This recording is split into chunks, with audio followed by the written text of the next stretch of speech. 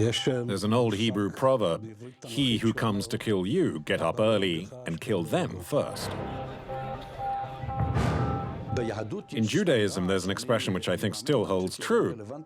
He who comes to kill you, get up early and kill them first. It's the moral right to kill. We kill those who want to kill us. In Israel, every time there's an attack, people weep. But then they shoot back. For 40 years, the Jewish state has been secretly eliminating some of its enemies abroad. Every terrorist with blood on his hands is a target. Mossad, the Israeli Secret Service, is responsible for these special missions. Feelings are not a part of it. You do it because the Prime Minister decided to do it. We also spoke with the people deemed enemies of the State of Israel, who had had the good fortune to survive the hitmen from Mossad.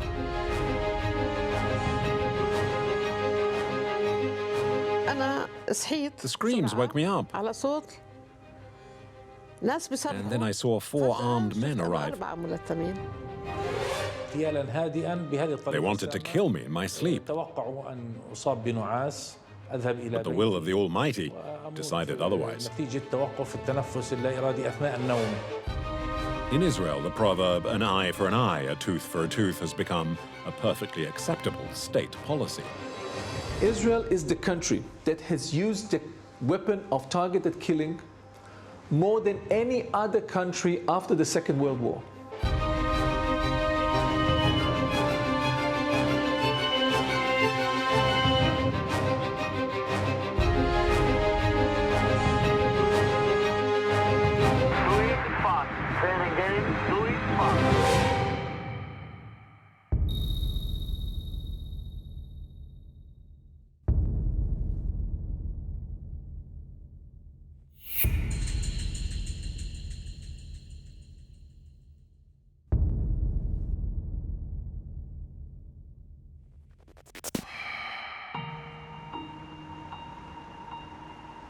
Tunis, Amman, Dubai. These cities are where Mossad has operated its assassination operations in recent years.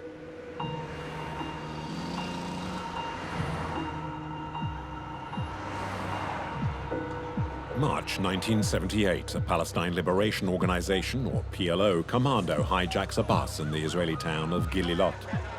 It's one of the most serious attacks in Israel.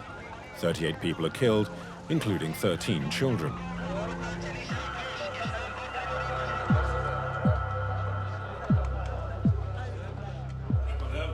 While the attack unfolds, Yitzhak Mordecai is an officer in the Israeli army. He'll never forget that day. The commando killed a tourist on the street before attacking the bus and forcing it to drive to Tel Aviv. Inside the bus, they killed women and children. They spared no one. They blew up the bus. It was the first time in Israel's history that such an attack had taken place inside the country. I'll always remember that night. According to Mossad, the man responsible for the outrage is Khalil al-Wazir, also known as Abu Jihad. Abu Jihad is not just another suspect. He's the right-hand man of Yasser Arafat, the leader of the PLO. Here he is in the mid-1980s, filmed by another of his aides.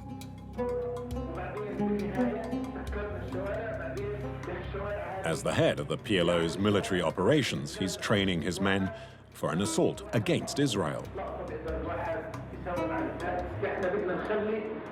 We have to blot out the sky over Tel Aviv so that this Black Saturday will live on in history. This is the day Tel Aviv will be hit by blood and destruction. The Israeli Secret Services now consider the PLO's second-in-command to be a legitimate target. For months, this former member of Shin Bet gathered as much information about Abu Jihad as possible. His mission was to determine the psychological profile of Arafat's number 2. What did you learn? That he is smart, that he is very addicted to the mission, that he learned a lot, that he check every single point, that he is going to deal with it, that he do it by himself. Abu Jihad is someone who liked to be in control and sometimes enjoyed provocation. In 1987, as stone-throwing Palestinian youth staged the Intifada against Israel, Abu Jihad takes credit for the uprising. To Israel, it's a red flag. At the time, Moshe Nissim is the finance minister. His opinion was that Abu Jihad had to be killed, and as soon as possible.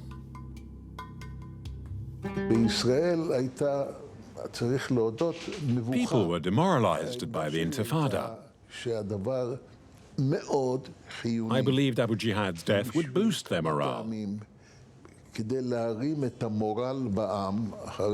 Jihad had masterminded a large number of attacks against Israel, causing many victims.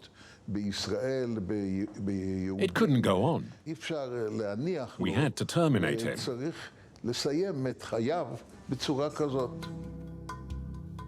To end the life of an enemy of Israel is a decision that rests with one man, the Prime Minister.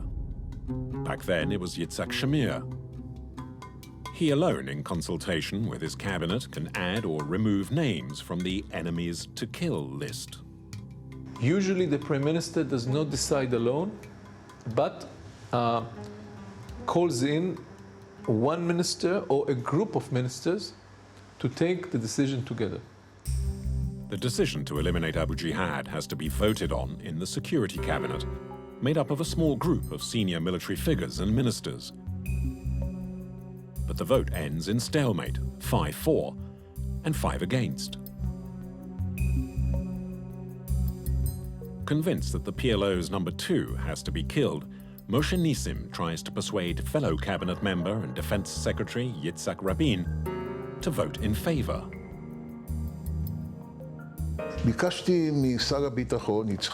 During the Security Cabinet meeting, I asked Minister Rabin to come with me to an adjacent room.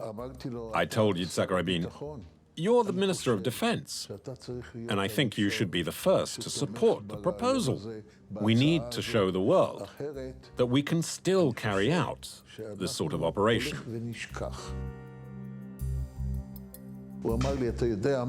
And Rabin said, "You know what? You're right. Let's go back in."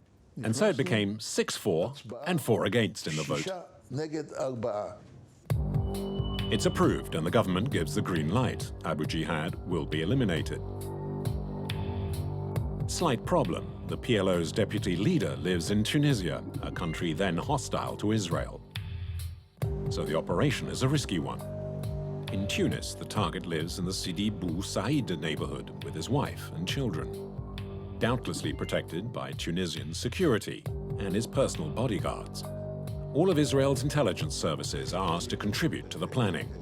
Oded Raz, profiler of Abu Jihad, will spend more than a year investigating the target. It takes months to plan an attacking like this. A lot of people deal with it. The Army Intelligence, the Shabak, and the Mossad, and the National Security Advisor, and the government. It's not, you don't kill people like this. Oded Raz, the man who studied Abu Jihad's profile, is asked to analyze every move the PLO's number 2 makes. But Arafat's right-hand man is wary. He is like a frightened people, like an animal. He's changing all the time his plan, or All the time his plan, or flats, offices, how it goes from one point to another point. Living like a hounded animal alongside the PLO's deputy leader is the love of his life, a woman he'd met 30 years earlier in Gaza. It was a love story. I liked his ideas. And then I was crazy about him. I was just 14 at the beginning. It was a hidden love. Nobody knew about it. He told me, you want to marry me? I love you, but you are maybe lost me. I am martyrs, maybe. I am prisoners, maybe. I am wounded person, maybe. So yes, that's for you, and that's the same for me. So we want to try together. Abu Jihad wasn't wrong. 25 years later, he's in the sights of the Israeli Secret Services. In 1987, after checks, cross-checks, and surveillance, Mossad obtained some crucial intelligence, details of his personal life. These allow Elias and his men to prepare his execution with precision. I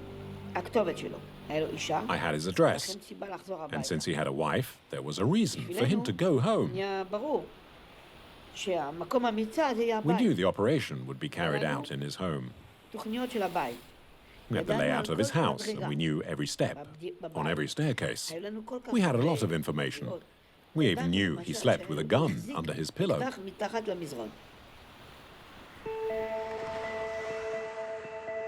At the time, Abu Jihad suspected the Israelis might booby-trap his car, and he warned his wife. He afraid many times to take me with him in his car. Yeah? Yes. He did not allow me to join him anywhere.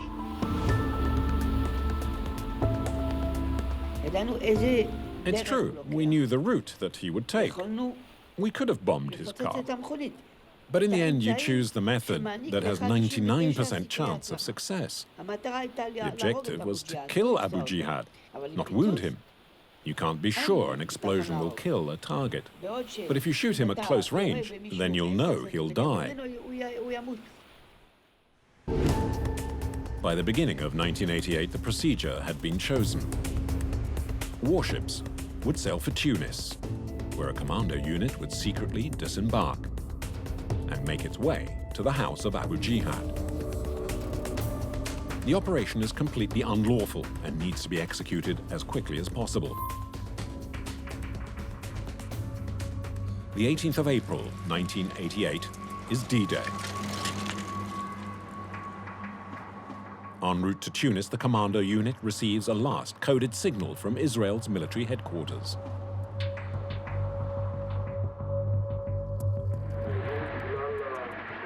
The nights are now short.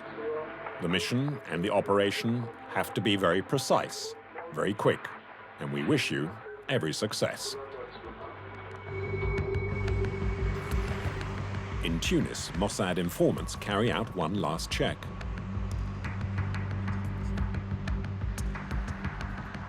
Before the attack, they make sure the target is indeed at home. They ring his phone, and it's Jihad that answers.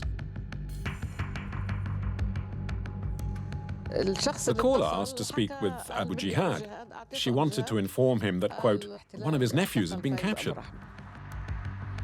By passing the phone to her husband, Jihad had unwittingly signed his death warrant. The Israelis tapping the phone now had the confirmation they needed.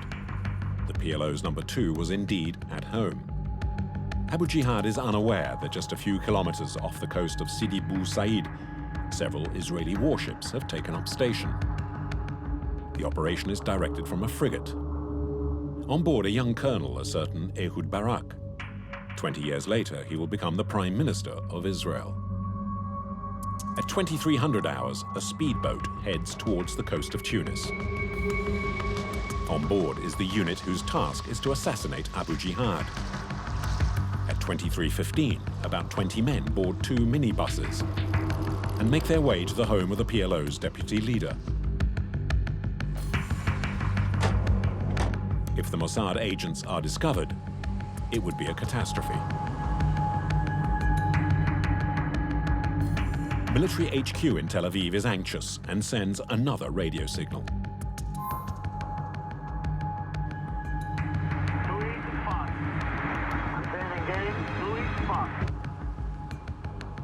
In a few minutes, the Mossad agents are at Abu Jihad's front door. Everything seems calm. with just one sentry keeping watch. They killed the guard with a silencer. From the death of the guard to reaching his bedroom took barely 10 seconds.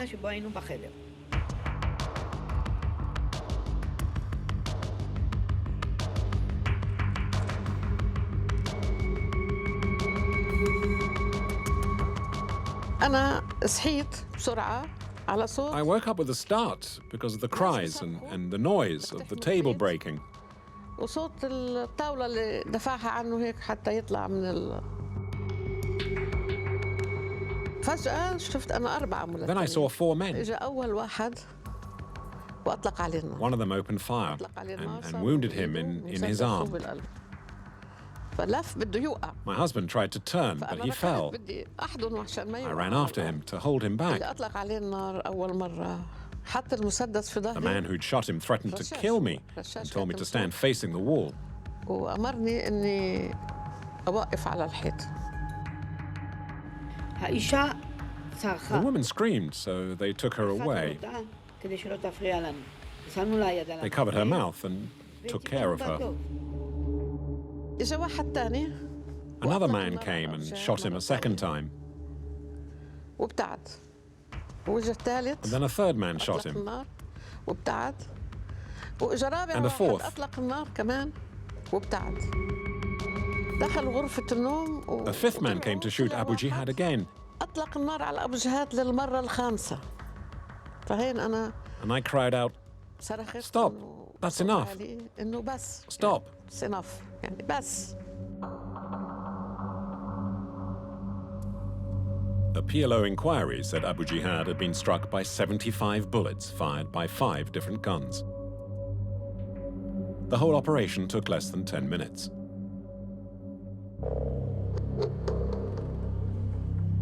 The senior commando, still out of breath, radios back to the frigate off Tunis that the operation had been a success.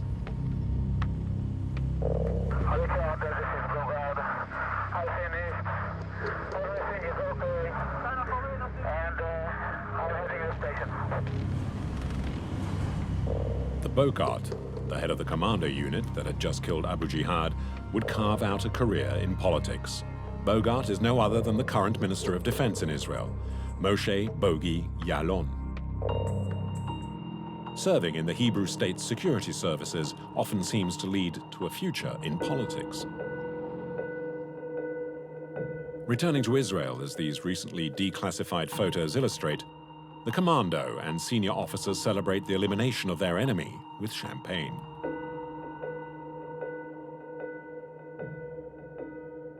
On the way home, the men were happy, but there was no sense of triumph. No one was singing. We got home, the Prime Minister congratulated us and said, "Thank you very much." Early on the morning of the 19th of April, 1988, a few hours after his death, news of Abu Jihad's killing explodes onto the world's media. Good evening, ladies and gentlemen. Our top story this Saturday morning is the assassination of Abu Jihad. Good evening. The Middle East is again in flames tonight. In Tunis, a team of assassins gunned down the PLO's military leader and Yasser Arafat's top deputy, a guerrilla leader known as Abu Jihad. In the middle of the night, at his residence in Tunis, the PLO's number 2 was assassinated in front of his wife and daughter. A hit squad gunned down the victim, known as Abu Jihad, at his home in Tunis. The media almost immediately suspects Israel was responsible. In Tel Aviv, as they do after every Mossad operation, the authorities neither confirm nor deny the reports. The day after the assassination, Yasser Arafat visits his deputy's home. In Gaza, the Palestinians call for revenge against Israel.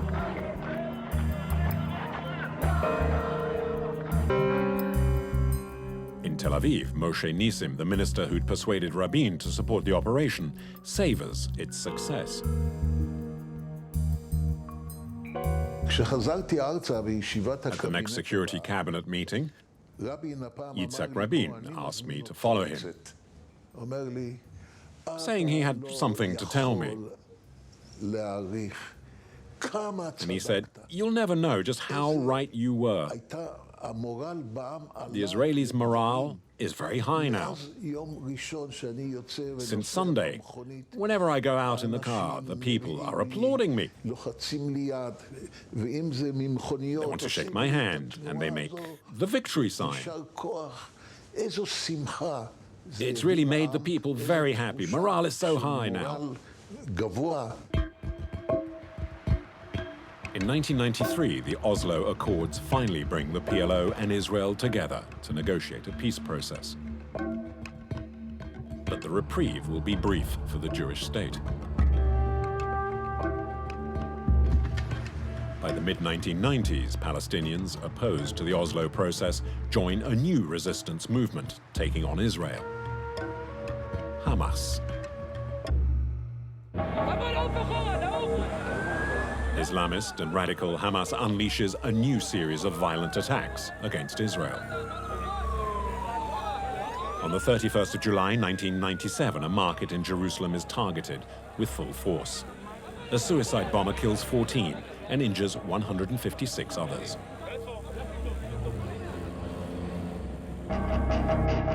The then Prime Minister, Benjamin Netanyahu, demands a list of Hamas activists to be killed.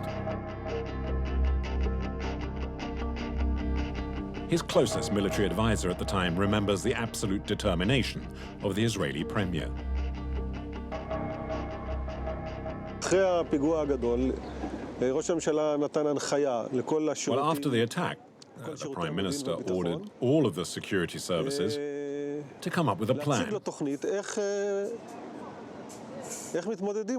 So all the security services, including Shin Bet, including military intelligence and Mossad, started doing what they could to get information and find the targets. Benjamin Netanyahu called in all the heads of the intelligence and said, I want a reaction. Give me a list of targets. Now, Shin Bet and military intelligence didn't have anything. Mossad gave the names of few middle-rank operatives of Hamas in Europe. Netanyahu said, no, I don't want these small fish. I want the big sharks. The job of netting the big sharks fell to Mishka Ben David, a former philosophy teacher and then the head of intelligence for Mossad's clandestine operations. He agrees to be interviewed at home on the hills above Jerusalem. So you want to see the view first? Yes. If you go all the way down there, which is now very hazy, you can see Gaza. You can see the entire width of Israel. Less than 60 kilometers to the sea. Gaza, the West Bank. That's all there is. People don't realize how small Israel is.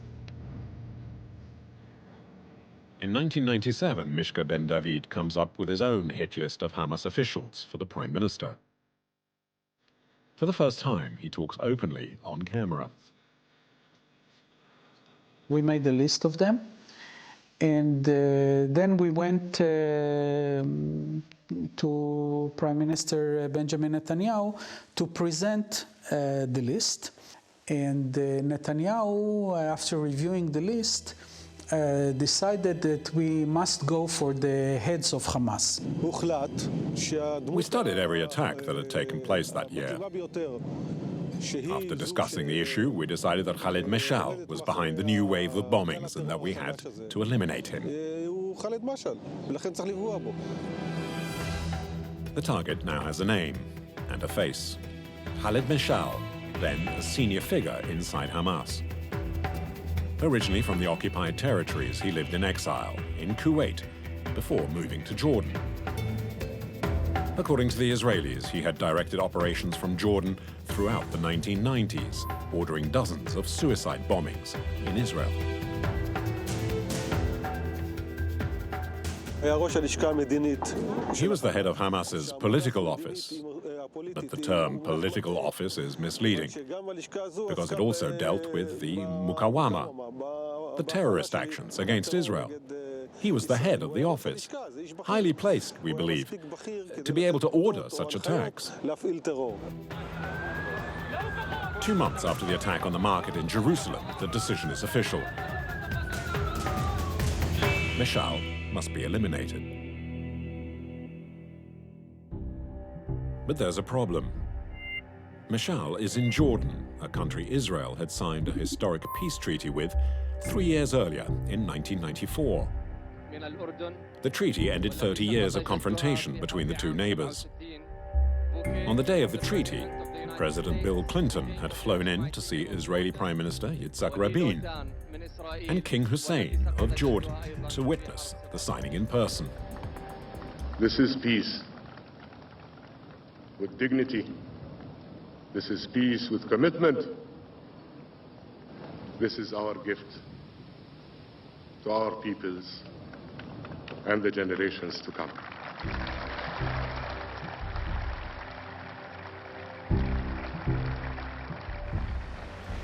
Given the treaty, it was difficult for Israel to secretly kill an enemy inside Jordan. But for Netanyahu, eliminating Mishal was a national priority. Netanyahu doesn't want it to be an obvious, clear operation. We call it a מבצע רועש. He didn't want a big operation with explosives and lots of shooting. Netanyahu said, it has to be a quiet mission, even if it's something that maybe you're not familiar with. The operation has to be conducted without anyone knowing. I don't want to risk our relationship with Jordan.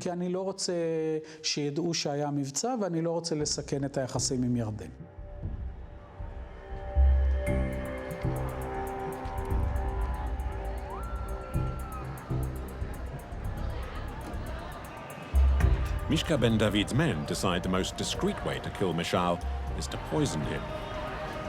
The purpose of the poison was to create a fast, but not too fast, death of Khaled Mashal that could not be traced, that could not be attributed to Mossad, and it would happen hours after all the operatives that were involved in the operation are all long gone and out of Jordan. But even to poison Mishal means getting close physically. Members of Mossad's assassination squad therefore decide to take a look at the offices from where Mishal directs Hamas operations.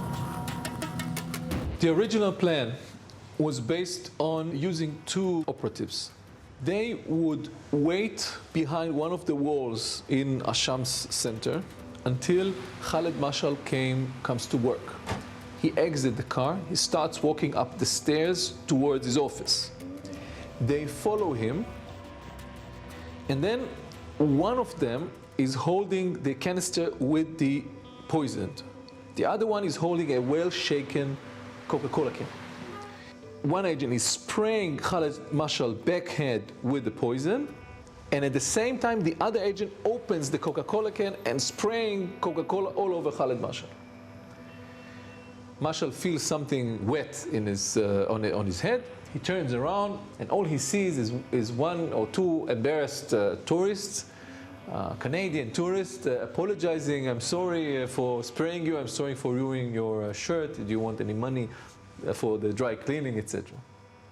The purpose of the Coca-Cola was just to use as a disguise for the moisture of the poison. August 1997, 30 days before D-Day. The Mossad hit squad are rehearsing in the open, in the streets of Tel Aviv. A can of Coke in one hand and a pretend poison spray in the other. They practice on random passers-by. When it was implemented dozens and dozens of times in the streets of Israel, it worked. It worked. Yes. They improved it all the time until they were quite sure that it's going to work in Amman as well. With the killing technique now perfected, the Mossad team under Mishka ben David is due to head to the Jordanian capital with fake Canadian passports. Here he is, pretending to be a tourist, enjoying himself as he visits the archaeological sites in Amman. Were you really visiting that, or it was just for your cover? It's a combination. I wanted to be there, and of course I needed it for my cover. You cannot be for a week a tourist in Jordan and not go anywhere, just be in the hotel. And that was maybe just the day before, you think? It could be the day before or 2 days before. Yeah, it could be. It's definitely not the day after.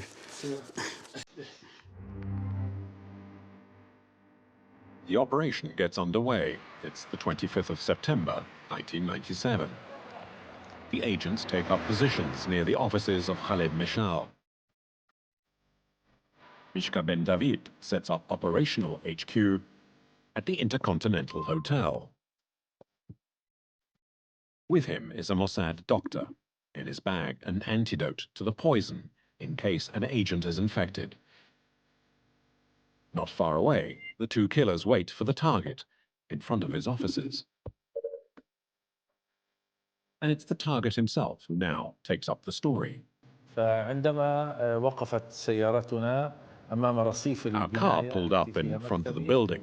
لاحظت وجود شخصين.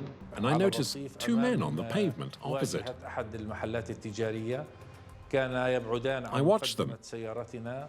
They seemed strange and acted suspiciously. غير طبيعي. عندما نزلت من السيارة لم. When I got off the car, instead of heading for my office, I went round to the other side of the car to let my kids out. I was meant to take them to the hairdressers. And then when I was on the pavement, even before getting to the entrance of the building, the two men attacked me to my right. It was precisely what I was expecting.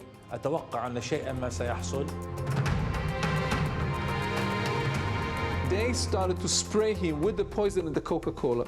And instead of hitting the back of his head, they hit his ear.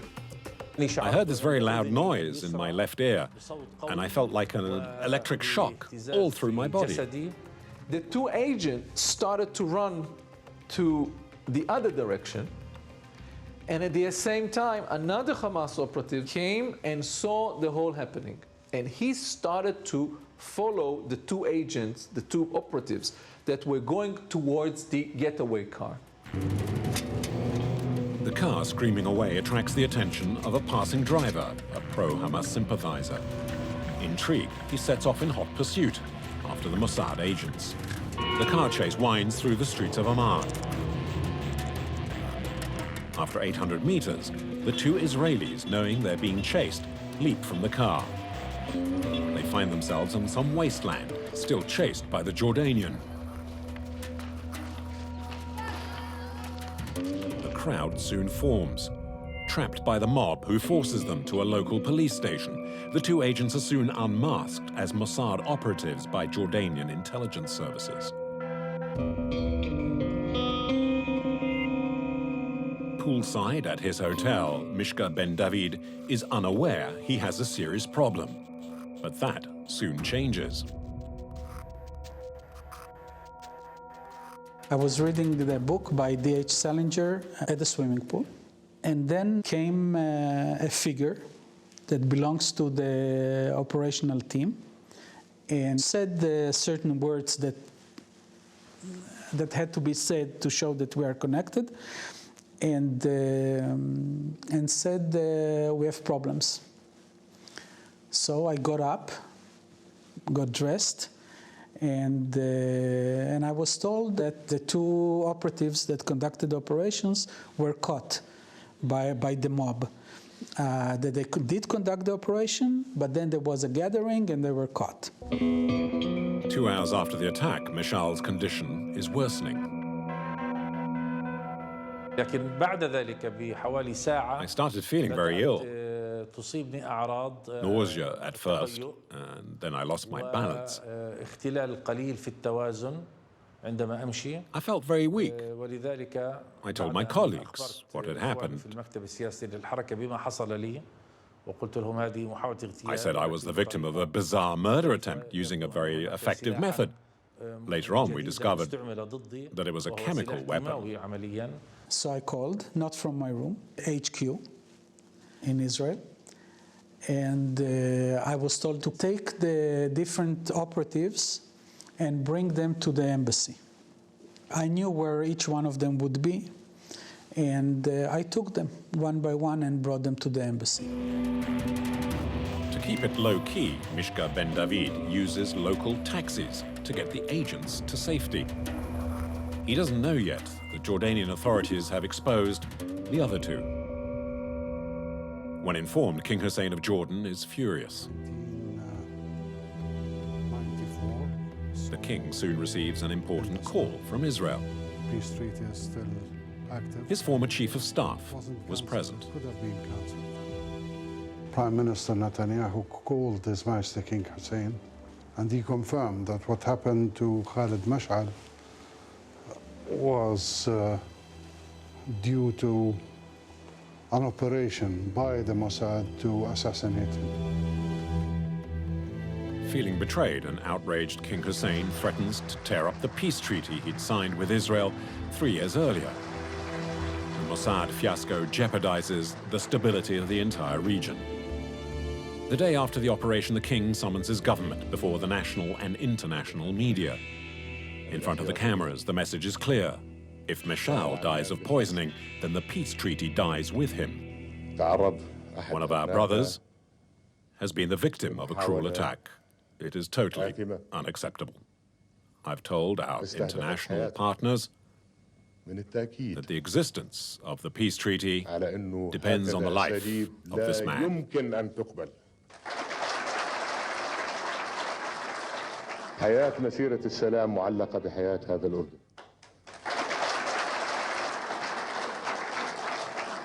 وكرامة أن يعامل الأردن مثل هذه المعاملة.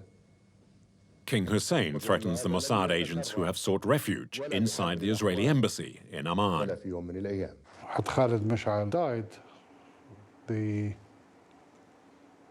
Israeli embassy was going to be stormed. Our troops came in and positioned themselves around the embassy, and I informed this to the ambassador, and he told me this is Israeli territory, and according to Geneva Conventions, you cannot do that.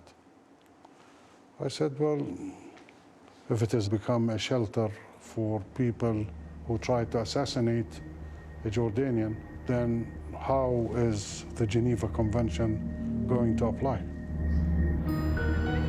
Meanwhile, in Amman's military hospital, Khalid Mash'al is affected by a continuing loss of balance and drowsiness. His health is visibly deteriorating. The doctor's prognosis is that he just has a few hours to live. King Hussein instructs his personal doctor to save Khalid Mash'al's life. There were no sign of any injury, no needle pricks, no bruises in the skin, nothing. And examining him, he wants to sleep. He said, I'm weak, I just want to sleep. And we were talking to him, and come on, Mr. Khalid, take a breath, open your eyes for me. And the thing which struck me, when I examined his eyes, the pupils were constricted. We call it pinpoint pupils. That gives you more idea that this a very heavy dose of a narcotic was in his body.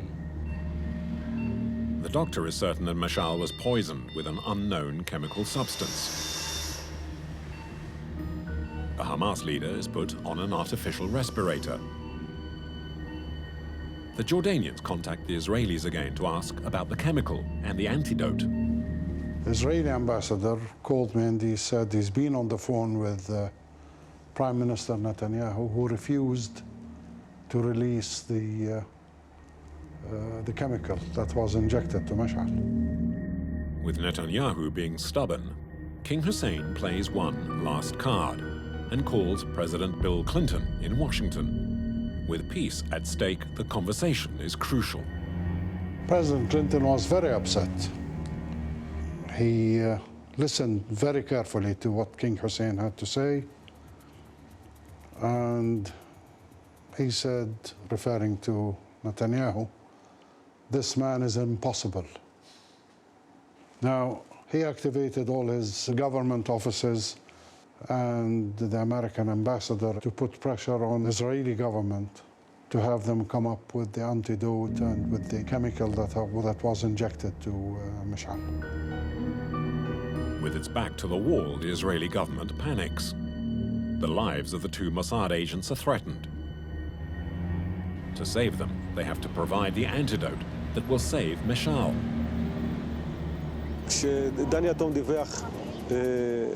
When the head of Mossad told us that the mission had failed, the Prime Minister asked, "What's happened to our people?"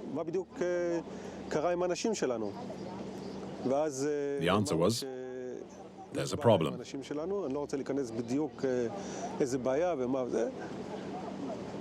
Prime Minister then said, "I don't care about the rest of it, just get our two men home at all costs. If we have to save Meshal, so be it."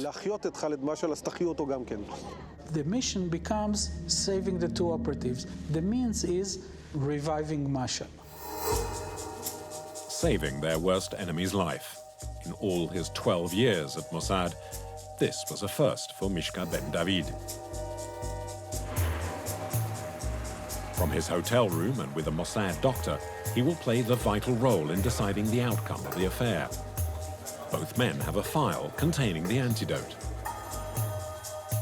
Then I got a call from the head of operations saying, "Go down to the lobby with the doctor. There is a person from the Jordanian security, his name is Captain Firas. Give him the antidote, and the doctor should go with him and inject it to Mashal." He was in uniforms, and I went. I said, "Captain Firas?" He said, "Yes." So I said, "Here is the antidote, and here is the doctor." And he had a very, very severe look on his face. I wouldn't call it a hateful look, but very, very severe. And we didn't have any conversation except of this. It is a very strange situation in the middle of an operation to actually hand yourself over to them and to have the doctor even go with them to inject it to Mashal.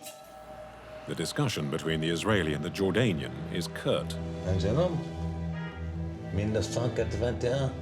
The Mossad doctor is taken by the security services to give the antidote to the hospital director. She gave me 2 vials with adrenaline written on them. But Ali told me we're going to use this. So immediately I thought, we're not going to use anything unless we know what it is. Because it could be the poison, and we could finish him off with it. The Jordanians are wary and don't want to take any risks. They send the Mossad vials to a laboratory for analysis. 2 hours later, the analysis shows it is indeed antidote for the poison. After being injected, Meshal slowly recovers from his coma. The Hamas leader comes back to life. Only later do the Jordanians discover the poison was specially prepared for this one mission. It's not used in medicine. It is a synthetic narcotic like the drug which we use, the fentanyl. And if fentanyl, which we use, is 100 times more powerful than morphine, imagine this drug is more powerful than the fentanyl. So we don't know how much. Maybe it's used for elephants or something like this, to put an elephant to sleep. On the afternoon of 26th of September 1997, Khalid Meshal's life is saved.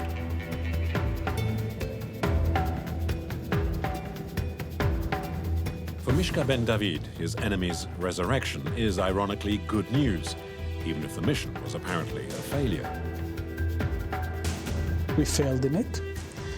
Actually, the operatives succeeded in the operation, but were caught. Mashal was on his way to the other world, but we had to reverse the trend and to bring him back to life. I'm alive, but no thanks to the Israelis, whose original objective had been to kill me. But they failed, and I'm still here because God wanted it that way, and also because of my bodyguards and the courage of King Hussein.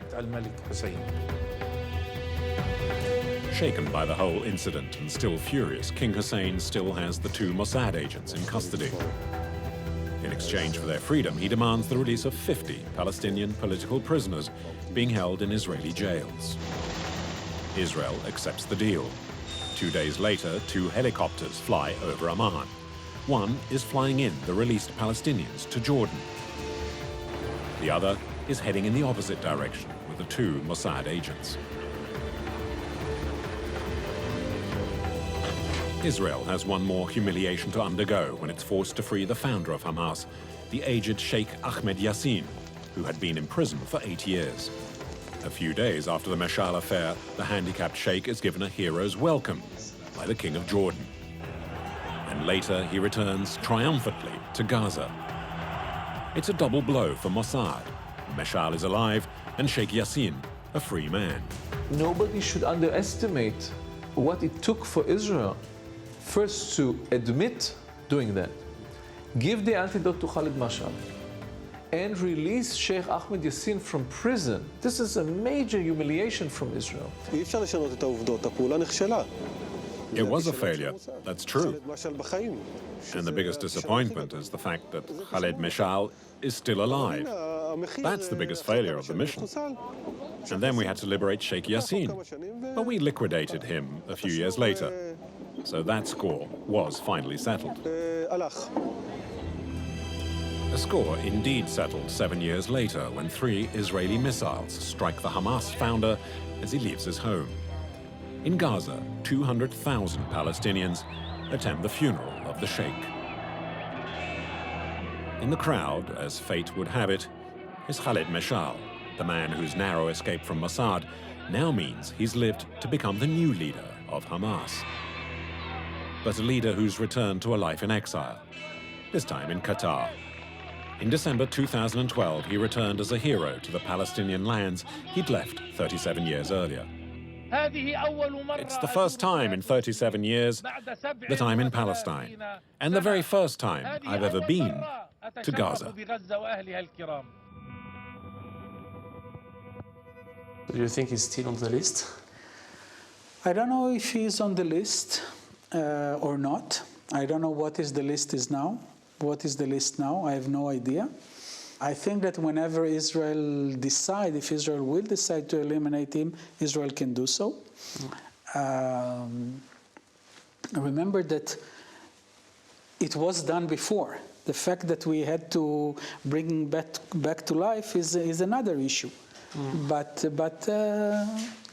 he was killed before, and so this is a fact. On the 19th of February 2010, Mossad will stage one of its most spectacular operations. And under the very gaze of dozens of security cameras, it's a world's first. In this Dubai hotel, the Mossad hit team are tracking Mahmoud al-Mabhouh, a Hamas leader.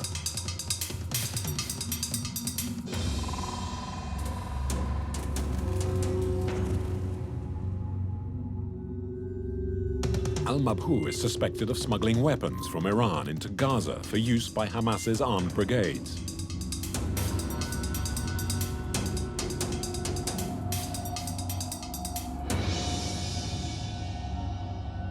On the day of the attack, the Mossad unit is led by this bald man, carrying a French passport. At the start of the operation, one of the team members stops inside a bathroom to put on a wig and change appearances. A few moments later, the assassins enter the hotel. Off-screen, they'll break into the Hamas leader's room and wait for their prey.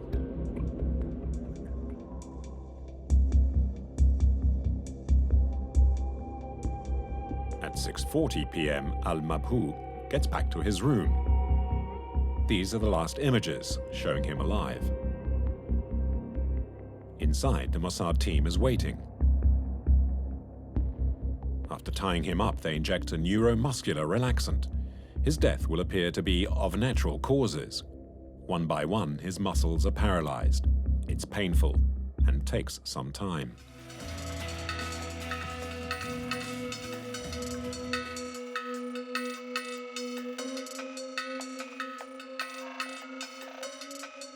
Could the agents not have known the hotel was littered with surveillance cameras? In this video, one of the agents looks directly at one of the hotel cameras. But throughout the entire operation and on their passport photos, all the agents are heavily disguised so as not to be identified. False names, false noses, false eyebrows, false beards. One person we spoke to confirmed this was the case. Yasser Arafat is a makeup artist working in fashion. As a sideline, he also helped disguise Israel's secret agents for 18 years.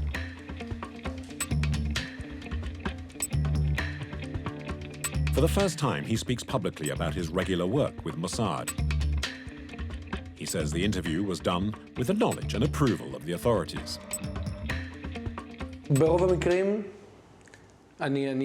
if I'm accredited to the Defense Ministry, I try not to ask too many questions. All I want to know is what concerns the country or where the Mossad agents will be operating.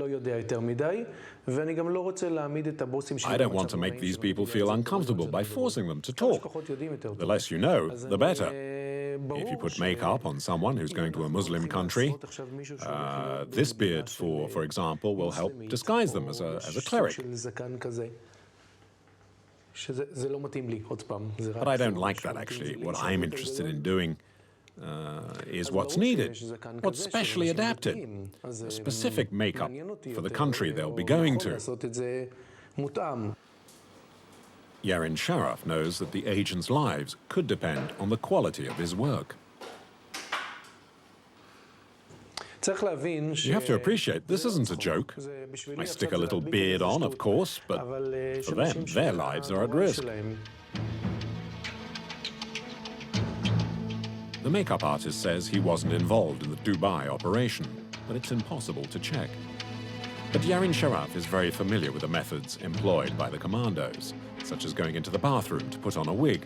It's a technique he's been teaching the Mossad agents since the mid-1990s.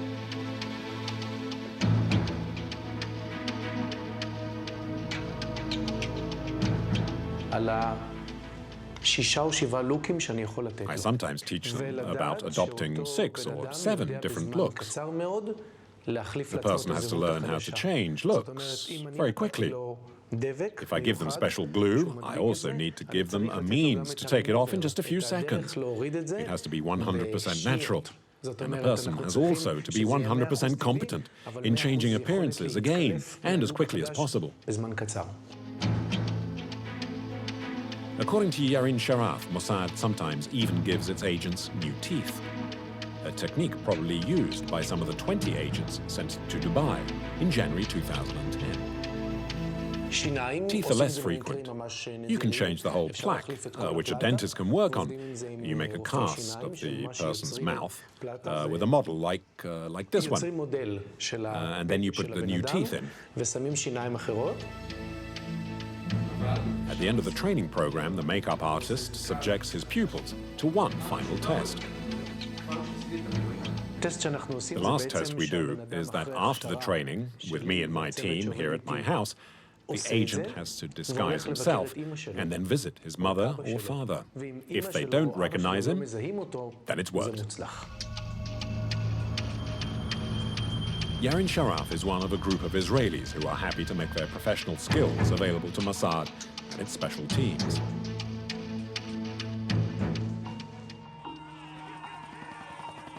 Special ops that are often spectacular, but that now make the finger of suspicion point at Mossad whenever someone mysteriously disappears in the Middle East. One last thought: did Israel murder Yasser Arafat?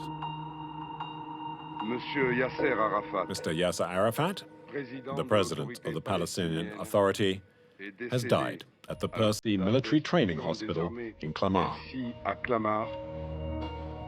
In 2004, a Palestinian leader dies in a hospital in a suburb of Paris as a result of a mysterious illness. Mossad is suspected immediately. In July 2012, a laboratory in Lausanne says it has found traces of polonium, a radioactive element, on Arafat's clothing. To allow further analysis, the body of the longtime PLO leader is exhumed in November 2012. Today, the cause of his death is still unknown, but to the Palestinians, Israel remains the #1 suspect. One day, analysis or witnesses might shed light on whether Arafat too was a victim of the notorious Hebrew proverb, "He who comes to kill you, get up early and kill them first."